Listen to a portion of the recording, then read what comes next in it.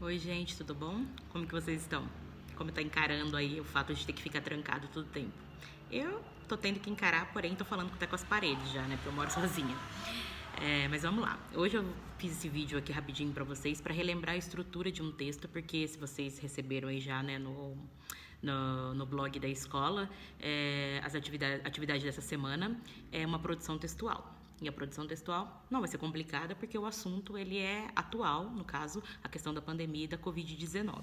Só que a gente vai abordar ela pelo lado mais social. A gente vai falar sobre como afeta as camadas sociais mais pobres, tá? A gente vai falar da desigualdade social que ela está expondo nesse momento. Mas o que eu vim falar aqui para vocês vocês estão recebendo, né? Lógico que tem que fazer a leitura, tem que fazer anotações aí quando vocês leem o texto, mas vocês estão recebendo dois textos, duas reportagens, que uma é a desigualdade social e a pandemia da Covid-19, e a outra é periferia concentra a maior parte das mortes suspeitas em São Paulo.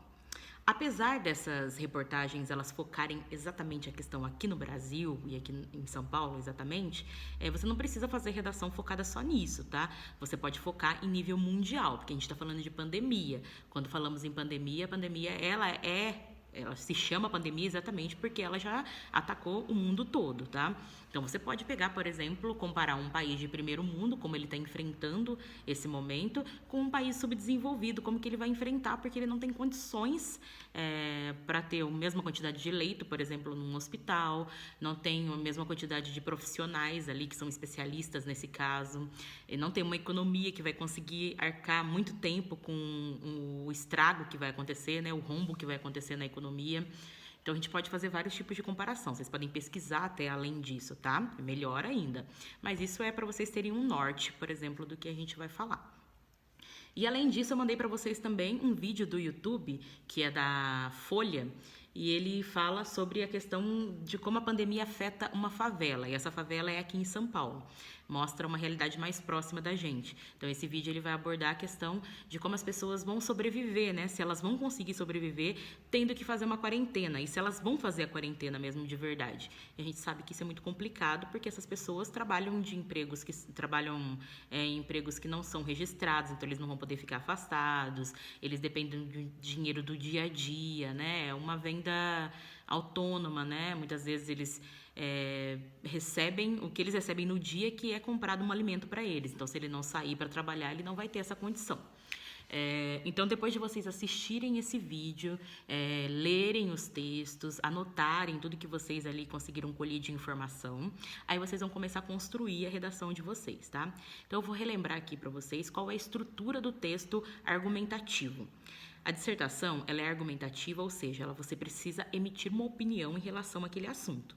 Essa opinião, ela deve ser uma opinião, logicamente, que não fira os direitos humanos, não posso defender algo que seja ilegal, porém, você vai ter que deixar claro o que você pensa, se você concorda com esse assunto ou não. Você concorda que a pandemia afeta mais as camadas mais pobres? Sim ou não? Aí você vai elencar quais são as suas opiniões em relação àquilo.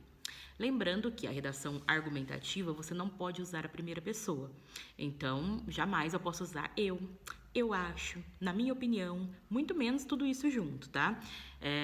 Você vai ter que tirar o seu da reta ali, porque senão você pode ser passivo até de processo. Não posso dizer, por exemplo, que não concordo com tal coisa e dizer que sou eu que não concordo. Eu não sou uma especialista naquilo. Eu não sou uma pessoa formada em medicina, nem nada, nem uma economista para falar sobre isso. Então, eu preciso me embasar em opiniões de pessoas que estudaram para isso. Então, vou falar de acordo com fulano de tal, especialista, blá, blá, blá, ou a grande maioria da sociedade, concordamos, aí eu até posso usar a primeira pessoa desde que ela seja no plural, nós, tá? Mas jamais eu, em nenhum momento. Então, isso vai poder aparecer na minha redação. Mas principalmente na hora que vocês forem fazer a argumentação, tá? Na minha opinião, eu acho, isso anula a redação. Não façam isso, tá?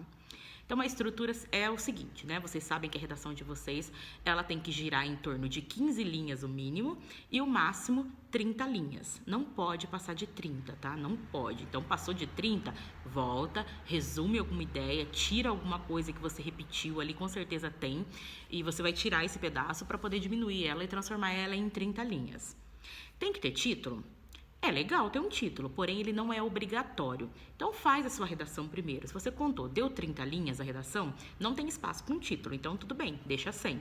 Se você fez, deu 29, então tem espaço, tem uma linha ainda que você pode usar para o título. Então você vai lá e coloca um título que seja que converse muito com o que você defendeu ali. Os melhores títulos são tirados da conclusão do texto, por isso é ideal você dar um título quando você terminar de fazer a redação, tá? Nunca dê um título antes de fazer. A sua ideia pode mudar e ele depois não vai conversar com o restante do seu texto. Então, ele tem que ter no máximo 30 linhas, no mínimo 20, pode ter um título ou não. A estrutura dele é o seguinte: nós temos no texto argumentativo a introdução, o desenvolvimento e a conclusão. Isso dividido em parágrafos vai dar de 4 a 5 parágrafos. No máximo pode ser uns 6 parágrafos, porém você começa a correr um risco, aí vocês que estão no primeiro ano ainda, de fugir um pouco do assunto ou começar aquele famoso encher linguiça, né? Repetir alguma coisa que não é tão necessária colocar novamente. Então, acho que de 4 parágrafos até 5 é o ideal para vocês, tá? Na introdução, é o momento em que eu vou fazer o primeiro parágrafo e vou vou expor qual é a ideia que vai ser tratada dentro do meu texto, tá? Então, nesse momento eu pego a tese ali, quais são as palavras principais do meu tema, as palavras principais aí no caso, então vão ser desigualdade, Covid-19, pandemia. Essas são as palavras-chave. Então, eu vou fazer um parágrafo ali de até 5 linhas, por exemplo, falando sobre qual assunto que vai ser tratado. Nesse momento, eu tenho diversas formas de como eu posso começar meu texto. E vocês têm aí um exercício que eu passei no caderno, que vocês poderiam, por exemplo, criar 3 perguntas no começo, né? Deixar claro que são algumas dúvidas que vocês vão sanar dentro do texto depois. Ou vocês podem, por exemplo, pegar uma palavra-chave dessa e explicar qual é o significado dela de acordo com o dicionário. É uma maneira muito legal de começar também. Por exemplo, eu pego lá, o que é pandemia? Vou lá no dicionário, ver o significado e posso começar a minha redação desse jeito. Pandemia é blá blá blá, e explico aquilo lá. E também eu posso fazer, por exemplo, começar a apresentar dados. Vou lá, colho alguns dados, né, a porcentagem, quantas pessoas estão morrendo, quantos países foram afetados, onde começou primeiro, e começo a elucidar isso aí, sem defender nada ainda nesse momento, tá? Então, isso até umas 5 linhas é o ideal para a introdução de vocês. Terminei a introdução, aí eu vou para a argumentação. A argumentação é o momento que eu tenho que começar a defender a ideia. Qual é o que eu pensei em relação àquilo? Eu concordo que realmente a pandemia ela afeta, enaltece, né, a desigualdade social? Se eu concordo, eu vou ter que elencar pelo menos uns 2 ou 3 elementos que provem isso para mim, tá? Agora, se eu não concordo, também 2 ou 3 elementos que provem, tudo embasado ali, não é um machismo, tá? Provando por que eu não concordo com aquilo que está sendo dito. Aí, eu vou ter que dividir em 2 ou 3 parágrafos essas ideias, tá? Defendendo elas sem usar o eu acho, na minha opinião. Terminei isso, aí eu vou para a conclusão. A conclusão é quando eu fecho todas as ideias, tá? E como esse é um modelo de redação que é retirado do modelo do Enem, por exemplo, ele trata um problema e ele exige que o final do texto de vocês tenha uma solução. Então, a redação de vocês tem que ter uma solução. E essa solução não é daquela do campo das ideias, imaginária, não é um conto de fadas, tá? Ela tem que ser uma solução que seja aplicável na vida real. Então, o que eu deveria propor ali, né? Desde investimento governamental, desde investimento em saúde, em pesquisa, nesse caso, né? Que a gente deveria, se tivesse feito um investimento muito maior em relação a isso, quem sabe nós estaríamos passando, né, por tantos problemas. Investimento em economia, criar, né, fontes de renda ou programas sociais para amparar a comunidade mais pobre do momento. Diversas outras coisas, né, programas sociais que podem ajudar aí as pessoas a passar por esse momento. Soluções que sejam aplicadas, tá, naquele momento. Vocês podem pegar exemplos, por exemplo, dos países que conseguindo sair antes da gente, por exemplo, desse problema da pandemia, tá bom? Aí, quando vocês terminarem, também vai dar umas 5 linhas, mais ou menos, 5, no máximo 8 para encerrar. Aí vocês vão contar quantas linhas deu. Se deu 29 linhas, por exemplo, vocês têm um espaço para criar um título. Se não, tudo bem, pode deixar sem o título, não tem problema.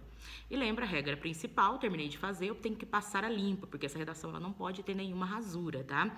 E não se pode usar também branquinho nem nada. Então, vocês vão passar a limpo ela, respeitando margem, lembra dos 2 dedinhos para parágrafo, usar caneta azul ou preta, não é azul e preta, tá? Por favor.